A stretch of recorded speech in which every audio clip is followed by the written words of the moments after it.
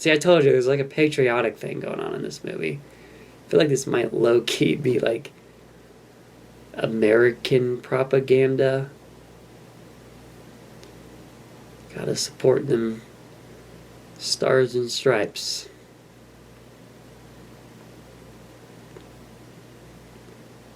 Okay, was he just acting like Napoleon, though? Who is French? Or was he... Wait, maybe that was like supposed to be like a George Washington thing. Oh, I just wasn't paying attention. He just sped up the he did eat Captain Hook. That's dark. That's kind of dark. It's left ambiguous in the Disney version. Here he just gets eaten. That's what happened. In the Disney one, he's like hopping on water trying to run away. Ooh, that's kind of a cool shot. Neat use of miniature. I like that. It's just kind of like, obviously it's done with miniature, but it's really well done. Like they put a lot of work into that. It's probably like a huge pool. It's probably a pretty large model. Got the water jetting off the sides and the fog. They had the moon in that other shot. Oh my god! And it flies away. That's awesome, dude. I'm in such a good mood right now. Despite being tired and not really knowing what I'm talking about half the time throughout this commentary, I'm in a pretty good mood, I think. Not too much to complain about.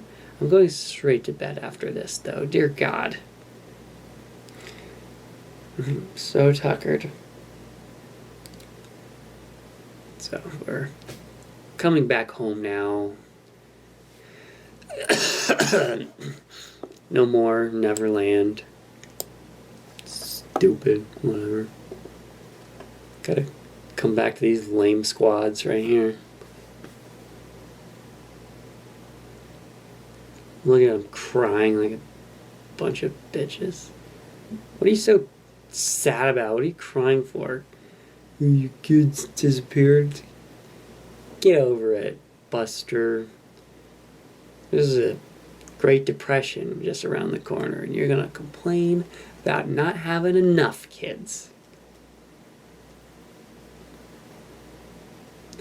So I'm really like running thin on how to entertain you. I have this ghost thing that probably came from a Dollar Tree. I found it at a thrift store, but pretty sure this is from a Dollar Tree. You hear that?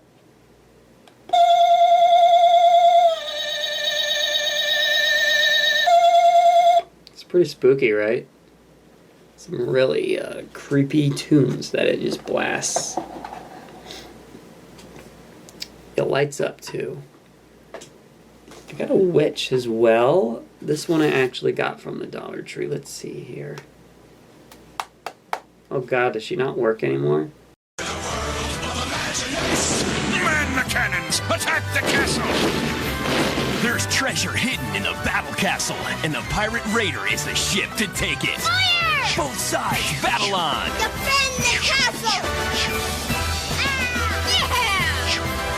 But the pirates win it all! Arr! The treasure is ours! Adventures come alive when you enter the world of Imaginext! Pirate Raider, Battle Castle, and other sets sold separately from the world of Imaginext. Well, I did it.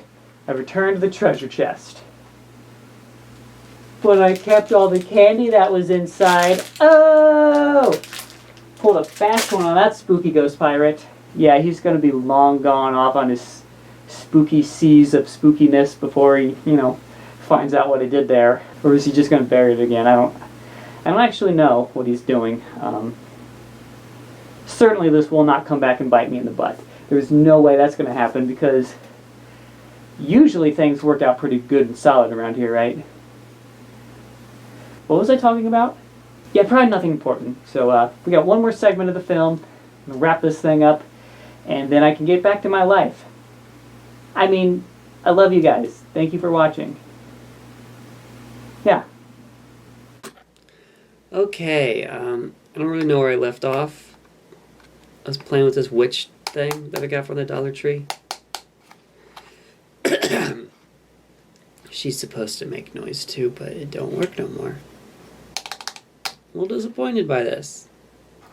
Paid a whole $1 plus tax, maybe, who knows. Doesn't work anymore. Gosh darn it. No. Still looks cool, I guess. I'll just put her back.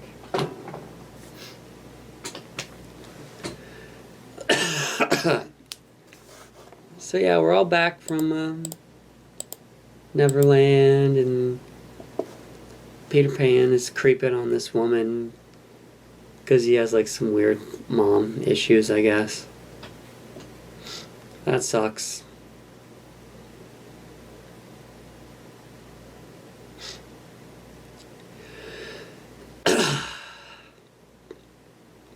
So pretty much all the fun stuff is done.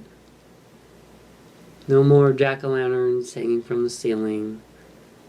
No more houses that, build themselves out of random junk. No more weird furry kids in the woods. No more pirates, most of all. That's the real bummer. Pirates are done. And Peter Pan is just gonna fly away. And this dog is barking, and we're all being sad, and I have nothing to say about any of this.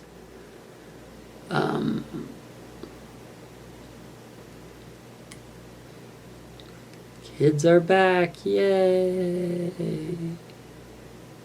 I'm so excited.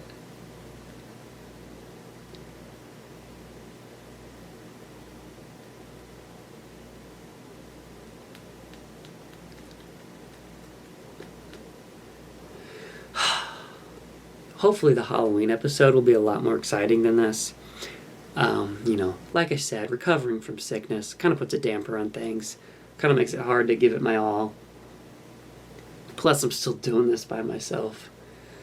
Plan for the Halloween episode is to not be sick at all, like 0% sick. 3% at the max, but I gotta be firm on this one. We can't be any more than that, so I'm gonna just make plans not to be sick during that. Then I'm gonna ask my friend to maybe help with the commentary.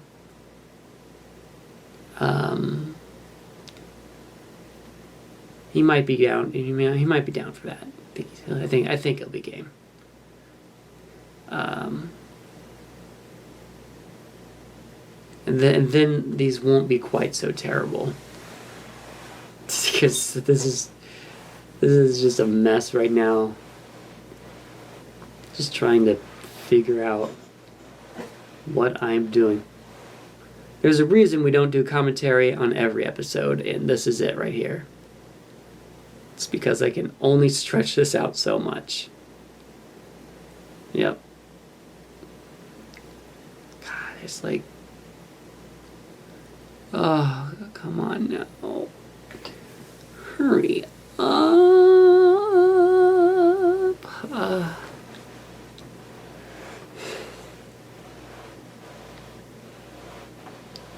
Like less than 10 minutes left. It's gotta be.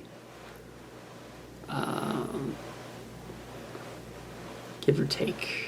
Yeah. I mean, I was having fun when we were having like pirate action. And there was crocodiles and things that are interesting.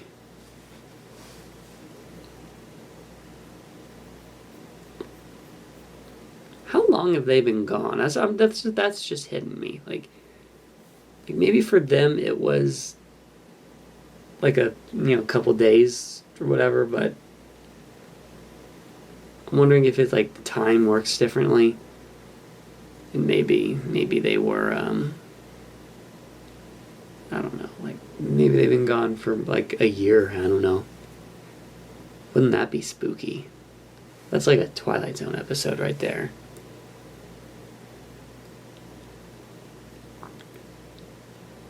You know what I haven't done in years?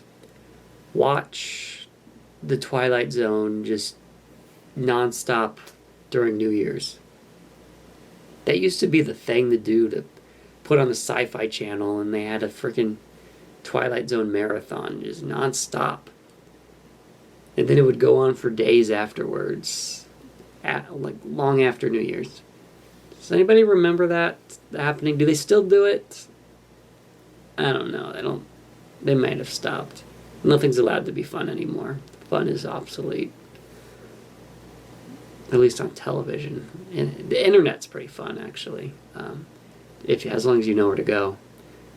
I'm pretty good at avoiding the dramatic circles. Just hang out with the fun, cool cats. You know. God, there's like so much of this movie left. Hurry up and just end so I can go to bed.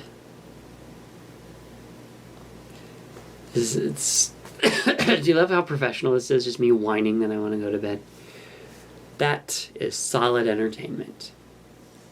And if you disagree, I'll be very upset about it. I might cry. For like 3 days. Which is a bit of an overreaction, I guess. But, you know, what are you gonna do? Are you gonna invalidate my feelings? No matter how insane they are? I don't even remember what I'm crying about. What was I talking about? God, I need to go to bed. I feel like I'm going in circles. I feel like this started off talking about me wanting to go to bed.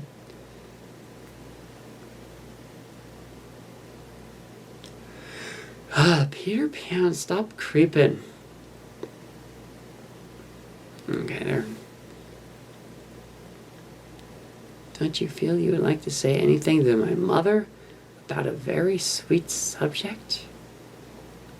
I'm just gonna try and read all the title cards. About me? Peter Pan? Maybe it'll make it go faster if I, just read the... If you'll stay with us, Peter, I don't want to read these anymore, actually. Out loud, at least.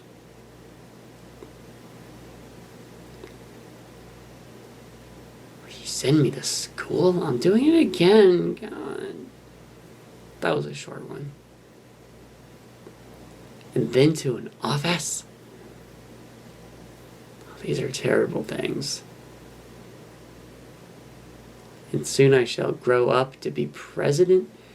Well, who told you you're going to be president? Was that a normal thing back then to tell your kids that, yeah, you'll probably be president, you know?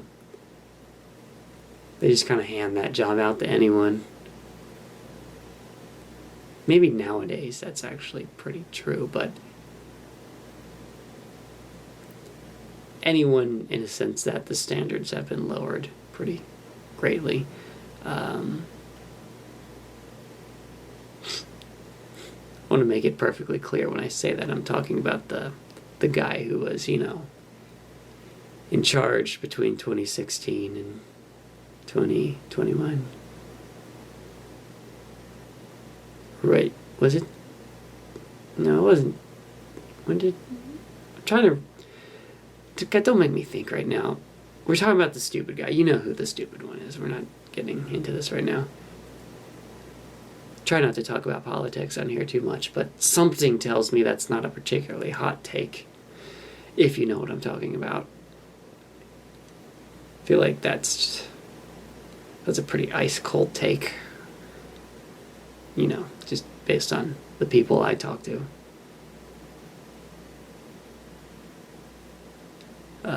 However, if you disagree with any of these opinions, you can just have a good cry about it, I suppose. Get those feelings out.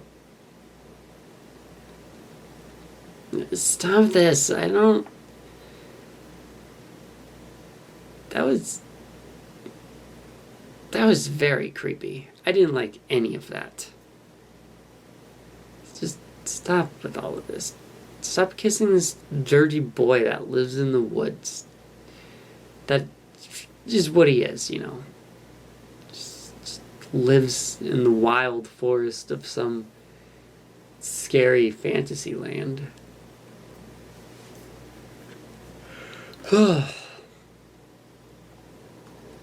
This movie's almost over now.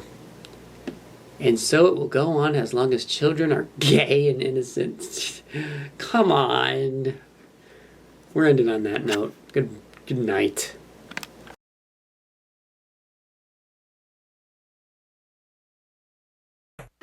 Pirates of the Caribbean at World's End. The massive Black Pearl is under attack from Davy Jones. Fire the bank of cannons. Slide down the zipline and battle on deck with real sound effects. The Black Pearl, smoke blast cannon and figures each sold separately. Batteries not included. From Zizzle, look for Captain Jack on the pack.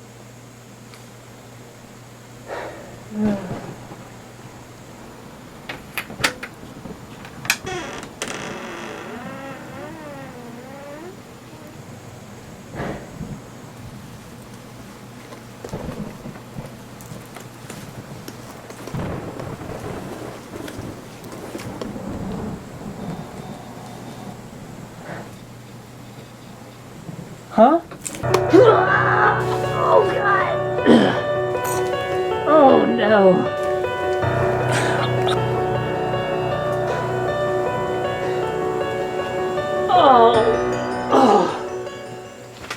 Oh. Okay, this one's kind of my bad, I guess. I should have seen this coming. Well, I'll see ya in the next one. Till then, I gotta deal with... this blows.